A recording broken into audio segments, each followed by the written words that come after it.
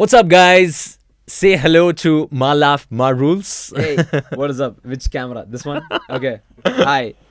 Nirmal Pillai. Nirmal, what does it feel like to be known by your Instagram handle? Because I'm sure you get this a lot. A lot. A lot of people don't even know my real name. It's beautiful. But it's a lot of fun also because Right. sometimes, like, how random is it that people know you as Ma Life, Ma Rules? That's just so random that it's funny to me. It's a good joke. Yeah, actually. it is. The funnier thing is that people, this blew my mind when I found out. So I did a collaboration with Jordan. Uh-huh. That is, in that video, they pronounce my name for the first time ever. Right. Like somebody else. Like, guys, please give a shout out to Ma Life, Ma Rules. That's how they say it. Yeah. So many people after that DM me saying, bro, I thought your name was something like Malif Marules, and we all thought you were this content creator from the Gulf, or Right. Muslim content creator. All this stuff they're telling me, okay? I'm like, wow. You Right. actually, they're like, yeah, this guy with a complicated username. They genuinely Right. thought my name was Malif Marules. It's a joke that went too far. It went too far. It's theirs now. It's not Right. even mine. Right. So, But it's good funny. stuff, man. I mean, your content creation journey has truly been incredible. And congratulations. Growing subscribers. I think having the amount of followers that you do is great social media currency.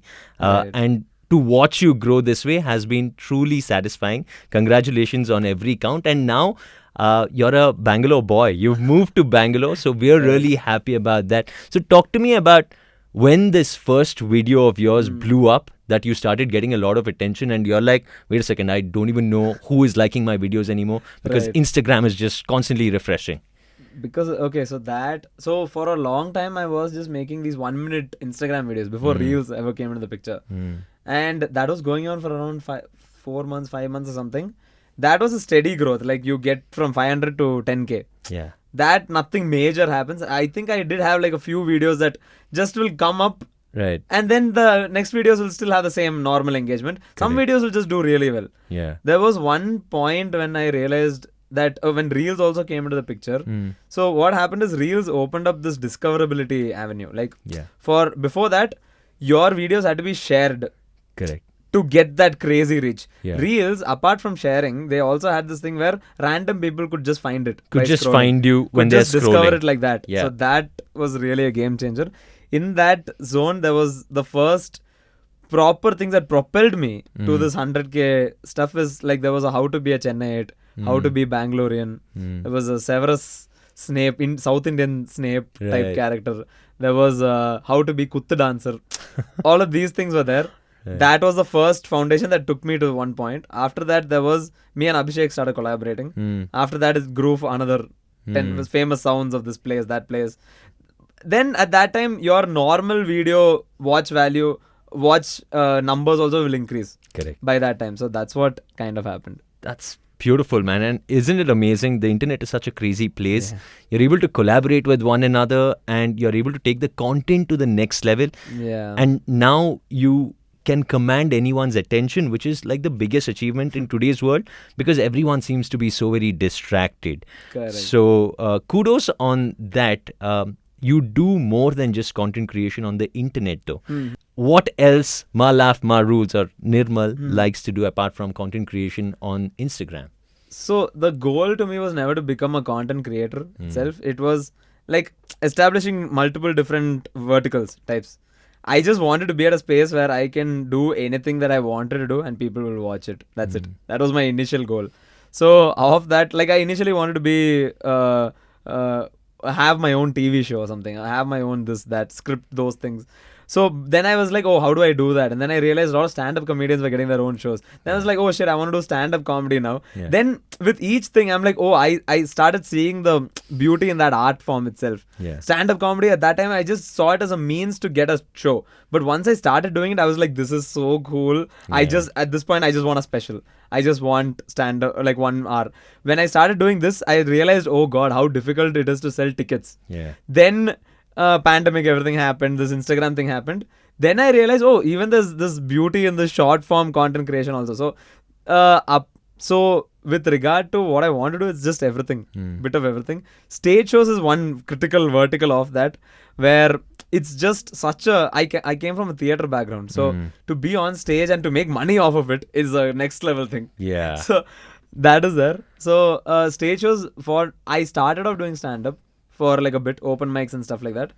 Then this whole thing happened, Instagram thing happened, and me and Abhishek, both of us are from same kind of, we want to do stage shows type. We both thought that we should do like a crowd work thing together because it's improv mostly. Yeah. And it gives us the same feeling of being on stage. Every show is different because every single person's story changes. Every show will be different. It will be their stories, their things. Yeah. So you just take it from the audience and build on it. Yeah. And it's always you just have a funny conversation with the audience, and somehow there is truth in that humor, and it becomes funny automatically. And it's really fun to talk to new people, see faces. Like there was a point when we were just doing Instagram content and stuff. Yes. You don't know, like you don't realize there are actual people behind on these the other numbers. end. Yeah. You don't realize the actual people behind the comments. When you come to a live show and you're standing in front of a stage, so many people are there to see you. That's a crazy, overwhelming feeling. I really feel it's good that you are doing these live shows because you are interacting with live people. Correct. Of course, you can stand in front of a camera and put out content as much as you want to, but when a live audience, there is magic that's created, and that's something that you understand because you've done theater as well. Correct. So kudos on that journey, man. It's a journey in itself, and you are establishing yourself as a live performance artist as well. Correct. Yeah. So great stuff. The Instagram sketches, though, I'm sure requires a lot of prep as well. Or do you just go, you know what, I feel like a sketch right now. I'm just going to itch and a sketch is going to come and I'm going to go ahead and put it out. Do you break your head on putting it together and the aesthetics? Every day. Almost every day, or whenever. There was a point when I thought every single sketch I put has to be properly scripted, properly this, that.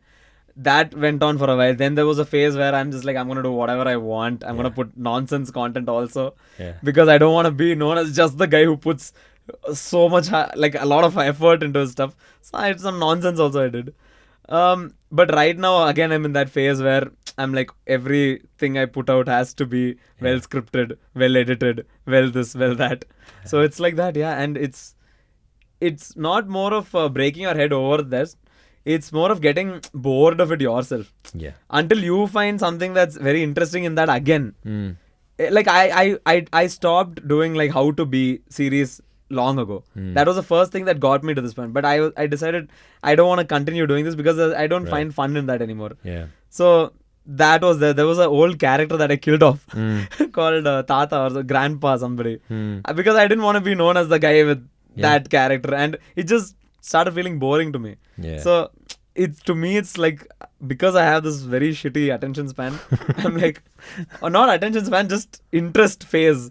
So I'm constantly trying to find something. Can we do something new with this, with that? So it's like that mostly. As much as you may not like, hey, this is what I don't want to be known for, sometimes people remember you by that, and you have to somehow find your way through it. But trying out different things is also something that you have to do at the same time. And you're only 24.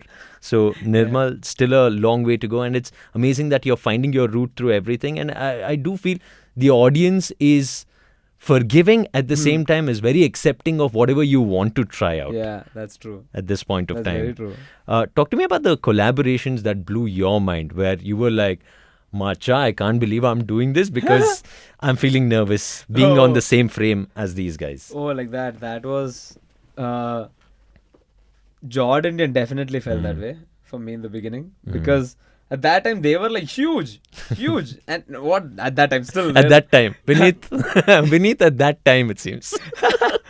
No, they're huge. And then when they reached out, hey, do you want to... they were very nice to me on Instagram. Right. And I was like, oh shit, these people are actually talking to me. That itself is blowing your mind in the first place. Then they called, hey, you want to be part of a video? And I'm like, are you serious right now?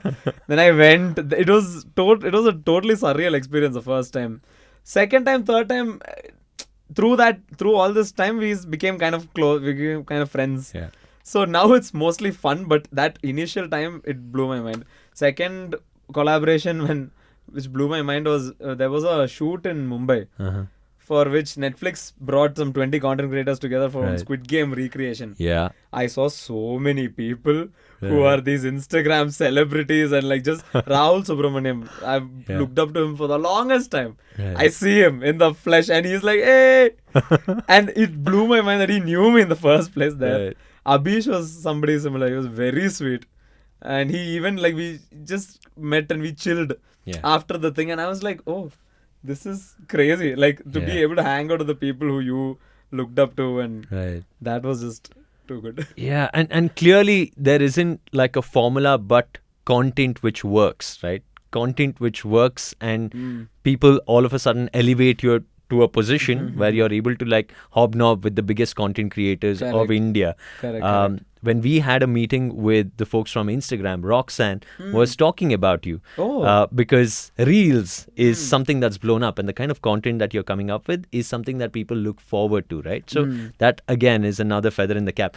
Amidst all of this, are your parents able to understand what is it that you do? Yeah. Are they able to understand that he's a content creator Yeah. and we accept that? Have they made peace with that? They made peace long back. They're more excited than me. It's Nice. annoying when I go back home. They're so beaming. I'm like, please stop being so proud. That's so cute. That is so cute. It's not like, yeah, that's there. With parents, no, I think with any middle class parents, if you just show them you can make money doing this thing, they're like, you do whatever. Just do whatever you want. So they're not like, I still don't understand what you do, Reels. They kind of get it at this point because every time I sit and I explain, okay, this is what's happening, this brand deal is coming, Right. this will happen. And I tell them, no, you don't have to worry. This is not the only thing. I'll be doing these things also. They'll be like, okay, you do. That's their thing. They're like, you be happy, you make money. That's all they want, That's technically. beautiful. So I'm like, cool. That's nice.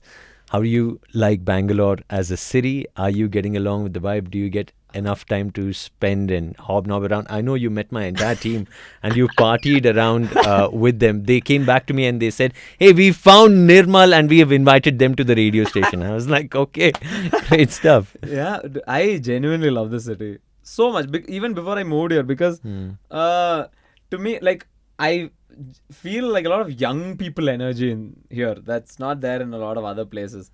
So like what happened was all my friends after college, they got placed here, and because of pandemic I was in Chennai. Even my job before I quit was here in Bangalore, and there was a choice between, okay, I should go to either Mumbai or I should go to Bangalore. I was like, okay, at least 1 year I have to just live in Bangalore, and I had to move out of my house also because I was shooting this YouTube thing, and my house was very small. Like I couldn't. There's no space to put green screen, this, that, all that studio setup I couldn't do there. So I had to move out. But do I want to move out to the same city that I grew up my entire life in? That's kind of pointless to me, I felt. So I was like, okay, let's go to Bangalore where everybody else is. All my friends are. A lot of Jordan is here. A few other people may also come here. So I'm like, wow, let's do this. I believe Tanmay Bhatt has moved to Bangalore. Oh, really? Yeah. That's Okay. that's something that I came to know recently as well. So That is some I'm next level. loving the fact that like Bangalore still holds, because at one point of time it was stand-up capital, right? Correct. All the stand-up comedians were propping out of Bangalore. Exactly, and that is also another big deal because all the people who I look up to, like Kenny, Kanan, Biswa, these guys started from Bangalore. Yeah. And I'm like, in my head, I'm just like, it's a rite of passage. You just have to, it doesn't make sense. Okay, it's just something. I'm like, I have to do this now. Yeah, that's amazing. Mumbai, take that.